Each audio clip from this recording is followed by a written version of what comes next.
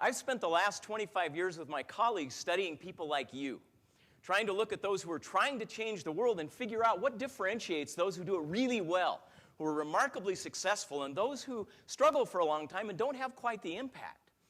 The message I want to share today is that this is the defining difference. The path to changing the world travels through changing behavior. Our capacity to change behavior is one of the most important distinctions between those who muddle around for a long time and those who really create remarkable change. The problem is that all of us sitting in this room have different specialties that we come from. We think about changing the world using technology or finance or law or epidemiology or a variety of tools. And all of those are an important part of changing the world.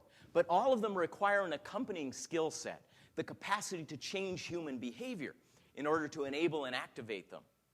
So let's talk about changing the world by changing behavior. To do so, I want to introduce you to somebody that I met about 3 years ago. Her name is Jane Njeri. I met her in the Mathare Slum of Nairobi, Kenya. I want you to know a little bit about Jane's story so that we can put this point into proper perspective. So as I met Jane, she walked me through the Mathare Slum, one of the most dangerous places in Kenya and also in the world. This was where she was brought up. She walked me to a place we stood in front of where she and her family lived as she was growing up. About 8 people in a room about 10 feet by 15 feet square, all in one room, literally piled on top of each other at times. Jane today is a mother of 4. The way she got from that slum dwelling to a mother of 4 was kind of a painful road. She left home at age 12. She said living in this one-room, small, squalid place, when she started to approach puberty, her father took a horrific interest in her. She said at that point she had to make an awful decision. She walked to the door of their little slum dwelling, and she said she knew she had to embark out on her own if she was to be safe. Now the problem is, for a 12-year-old girl in the Mathare Slum, there's only one career track. If you're a boy, there's a couple. One of them is theft. For a young girl, that's not an option. She said the primary trade available to her was the sex trade. Thinking of a 12-year-old girl facing this kind of decision, she said because broadly there were 2 strategies as somebody involved in the sex trade you could pursue. One is to go work with tourists. The problem with that was that after having been molested by her father and then because of her trade becoming a mother, she had to worry about child care. So she had a child she had to leave at home, and there were expenses associated with leaving to go into the tourist areas. However, the fees that she could garner in the tourist area were about $5 to $10 per transaction. She said child care was so expensive and so difficult for her that she made the second choice, and that was to be engaged in the sex trade in the Mathare Slum, which she did for 25 cents per transaction. As I thought about that young girl making that choice for a quarter, my heart broke. She supported her family for these many years on 50 cents per day. She worked as a prostitute and eventually, of course, acquired HIV at about age 15. So this is Jane. This is her story. And let's assume for a moment that you and I connect with her and we decide we want to change the world because I don't want to live in a world where that happens. And now let's pull the lens back because it's not just the story of Jane. There are 800,000 Jane stories between the Mathare and Kibera and other slums in the Nairobi area. And you take it worldwide and the number grows even larger. But let's say we cared about that problem. We said we want to make a dent in this. We want to have an influence on this population of people that are living in conditions that they should not live in. Well, the first problem you face as you start to try to change the world is defining the problem itself. We could define this problem with Jane as a criminal justice problem, a child care problem, an AIDS problem, an access to education issue, a women's rights issue. If you defined it in any of those ways, you might use different technologies to approach the solution. You might distribute AIDS drugs, and that would be an important part of the solution. You might give access to child care. You might try to increase access to education. All of those are important technology, process, product solutions to the problem. But ultimately, if we don't also think about how we influence Jane, we tend to fall short of our aspirations. How we influence her behavior. Let's assume for a moment that if we could engage Jane in a behavior called making and keeping small commitments on a weekly basis to increasing her own income and savings, that might help her to create a path out of her current conditions. Let's assume for a moment that that's true. And by the way, there's some research to suggest that if people engage in that one behavior, a lot of good things start to happen financially, from a mental health perspective, a physical health perspective. Sexual autonomy improves, education improves, and the status of her children also improves. So a lot of good things start to happen if we can influence Jane to engage in that one habit. But the problem you now face as a change agent in the world is thinking about how you would influence 800,000 Janes to do that one behavior. So that's the second point I want to share today. I want to take you to a different case. So let's say that we want to think about problems of influencing human behavior. As we've studied people who do this really well, they tend to have a different tool in their minds. They tend to have a systematic way of thinking about how to solve influence problems, problems of influencing an individual's behavior so they act in new ways to produce better results. And I want you to get the substance of that. I want you to become practical social scientists, because those who change the world best don't just have their technical expertise, they're also applied social scientists. So, to illustrate, we took a group of 5th and 6th graders and put them into laboratory conditions and tried to influence them. We had 2 different conditions broadly, but what we wanted to do was see what would change their behavior in different ways and to what degree. We gave each of these kids a chance to earn $10 for 4 different tasks over a period of 10 minutes. Now, we wanted to test their resolve to hang on to their $40, so we subjected them to a variety of different influences. But before we did, we wanted to see if we could anchor their intention to save into some goal that they wanted to achieve. So let's listen to some of their goals. Well, I was wanting to get a new video game, maybe a new pair of shoes. College money. Wait till Christmas comes and then buy my sister a really cute outfit. So sweet. So these were the intentions. Wonderful, lovely intentions. And at the beginning of the 10 minutes, that's what they wanted to do. Now, the only temptation they would face in the next 10 minutes was what we call the Change Anything store. So they were going to have the opportunity to buy candy or some really junky trinkets. But I want you to look at the prices, because these were grossly overpriced to a degree that the kids were aware of. So the kids knew this was an awful deal.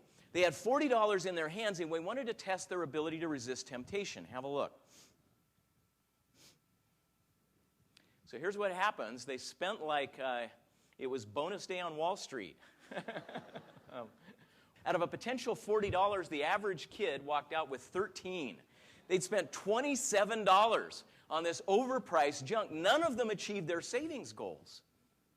So we asked them, what happened? What happened? Listen to the response.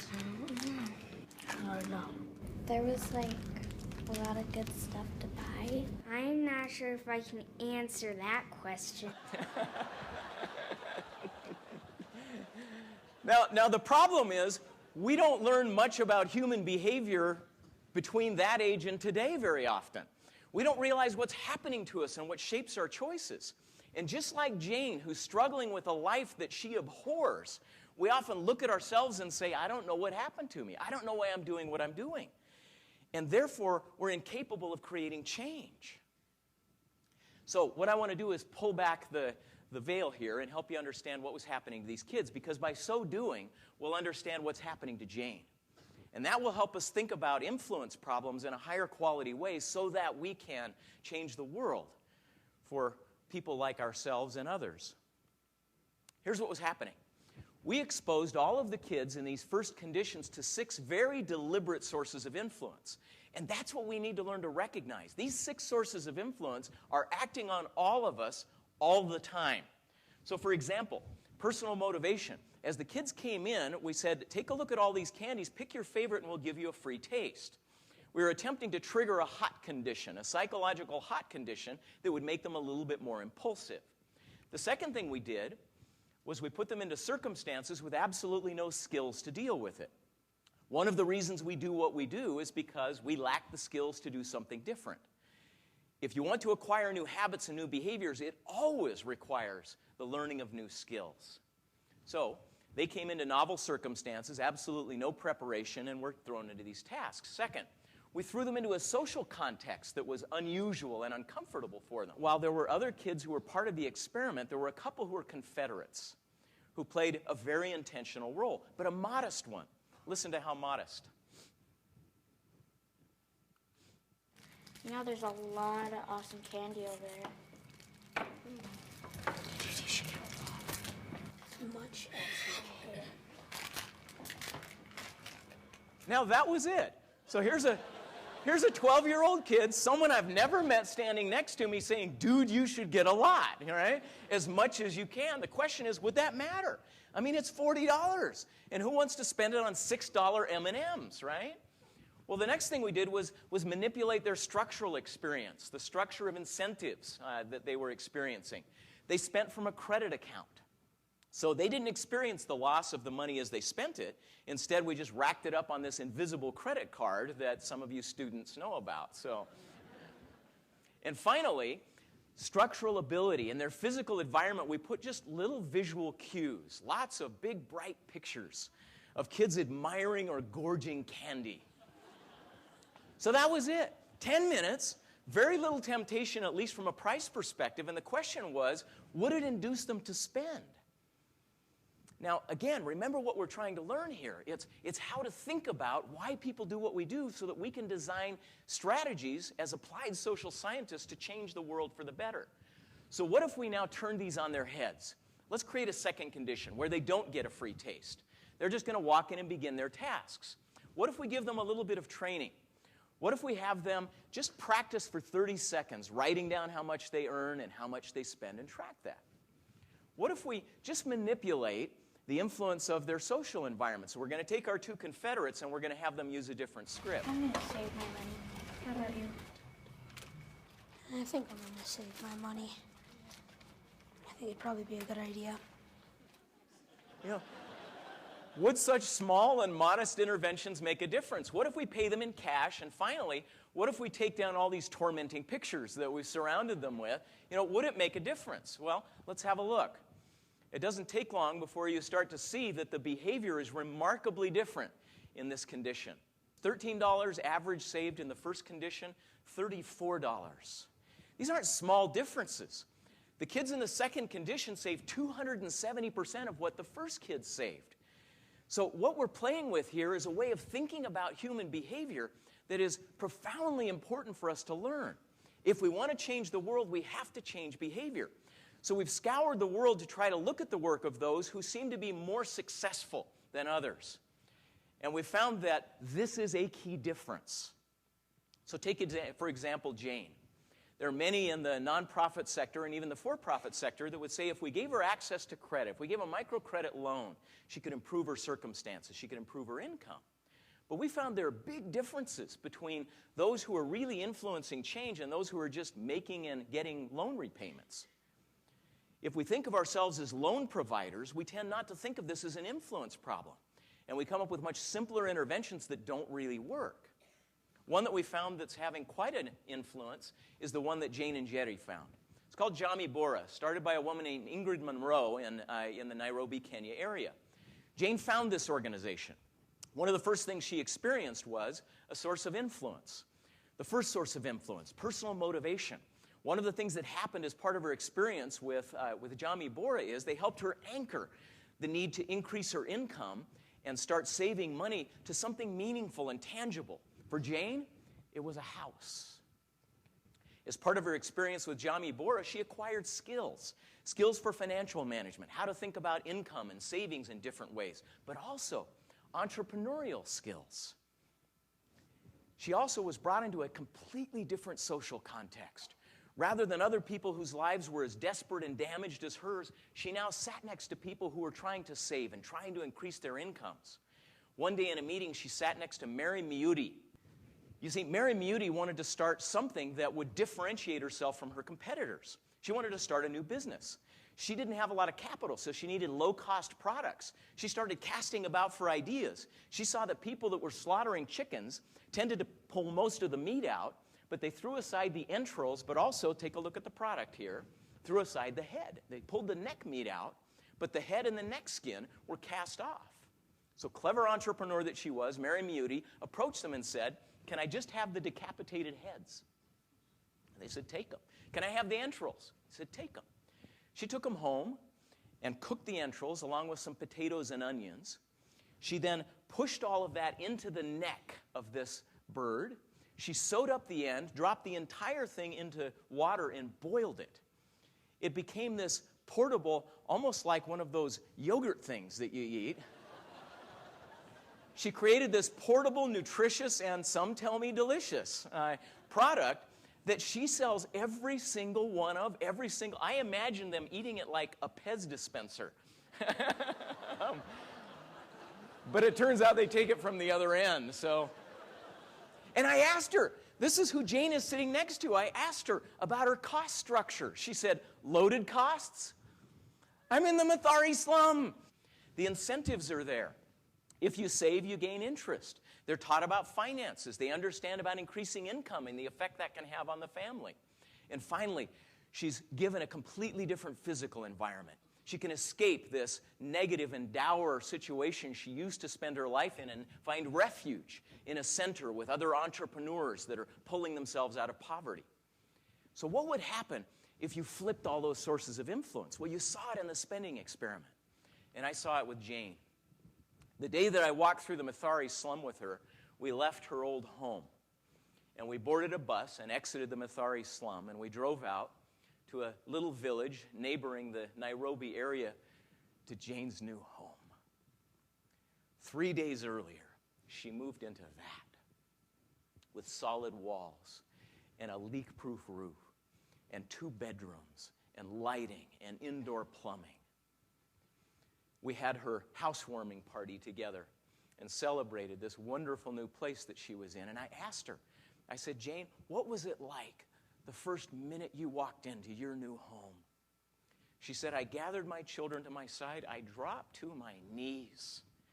And I said, 'Dear God, when did a woman like me ever have a house like this?'" In my mind, as she said this, I thought, no, you misunderstand. You've always been this woman. Life convinced you were something different. But then my eyes fell on a metal plate that was embossed with this saying up on her wall: "God can bless you," she says, "from nothing to something." Jane was always something. But she was in an environment with all these sources of influence that convinced her of a lie. And now she was the beneficiary of a relationship with an organization that helped her see her real truth, her real potential. What we know is that if you and I want to change the world, we need to learn to use all these sources of influence, because they're the ones that are working against the people that we want to help, that we want to love, that we want to have relationships with. When you do this, the differences are not subtle. Just like you saw in the spending experience, the differences are profound. My hope is that today's gathering contributes to your ability to change the world. If we want to do so, we have to be applied social scientists. Go do it. Thank you.